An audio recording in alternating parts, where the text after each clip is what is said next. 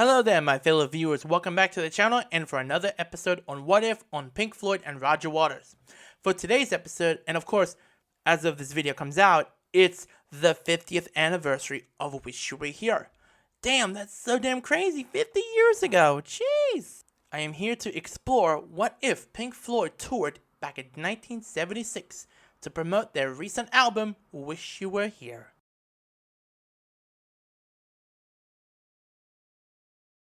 To be honest, they had toured for Wish You Were Here. It was back in 1975. The band's creative momentum suggested that they might have continued to tour until 1976. Despite the challenges and the changes that was the beginning to unfold, the album was released in September of 1975. At the time, it was their forthcoming album, and like I said, it didn't come out until September of 75. So would Pink Floyd pull off a follow-up tour from their previous tour to 1976? Who in the hell knows?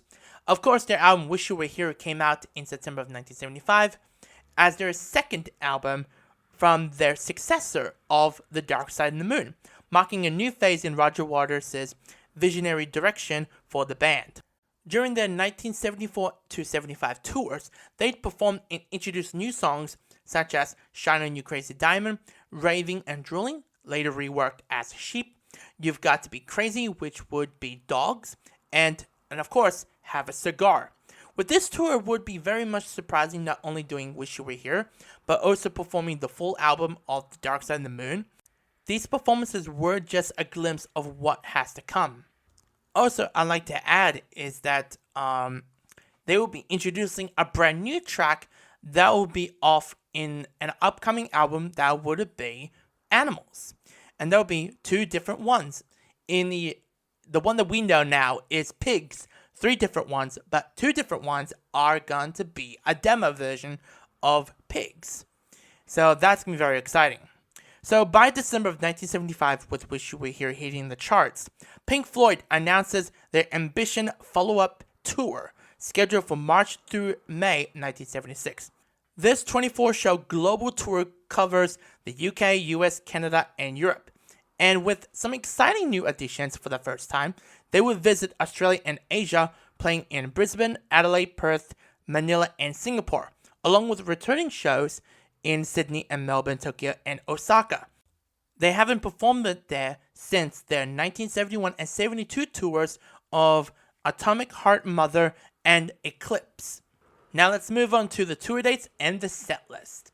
So we kick off in London on March 30th and April 1st, then New York April 3rd, then Chicago April 4th, Miami April 5th, Toronto April 7th, Montreal April 8th, Melbourne April 13th, Sydney April 14th, Brisbane April 16th, Adelaide April 17th, Perth April 18th, Tokyo April 22nd, Osaka April 23rd, Manila April 26th, Singapore April 27th, Gothenburg May 2nd, Hamburg May 3rd, Copenhagen May 5th, Paris May 8th, and finally back to London on May 10th, 11th, 13th, and 14th. So now we hit to the set list. So we're kicking things off with Speak to Me and Breathe. Then we move on to Shine On You Crazy Diamond Part 1 to 5. Then On the Run, Time, Wish You Were Here, and Raving and Drooling. And as we know, that will be Sheep. Then we on to the second set with The Great Gig in the Sky, Welcome to the Machine, Have a Cigar, 2 different ones, Money, Us and Them, Any Color You Like, Shine On You Crazy Diamond Part 6 and 9. And finally, Brain Damage and Eclipse. After the tour, of course, arenas and stadiums were pretty much massive as the audience grew and grew until we get to the Animals tour in the following year in 1977. And of course, in the 1976 tour, it will have a mix of old and new fans who are fans with Dark Side and now start to become new fans with Wish You Were Here.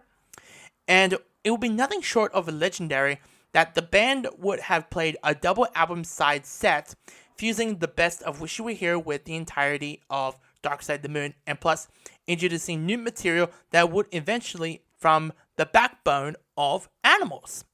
This momentum, however, it would eventually lead to the chaos of the Animals tour in 1977, a time when things began to feel uncomfortable, out of control, especially for Roger and the rest of the band.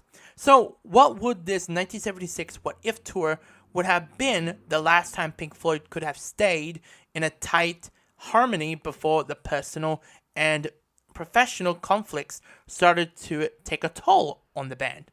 Well, who the heck knows, but one thing for sure, it would have been a spectacular chapter in the story of one of the greatest bands in rock history. And of course, we know Pink Floyd is like the biggest band in that era back in throughout the 70s, but we already know what's going to be the standpoint, and that standpoint is going to be The Wall.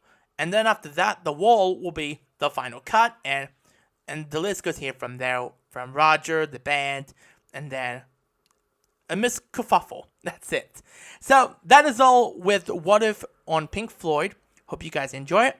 Please comment, like, and check out more content on the YouTube channel, and subscribe if you haven't done it yet. Make sure to hit the notification bell. Take care, stay safe. Until next time, peace.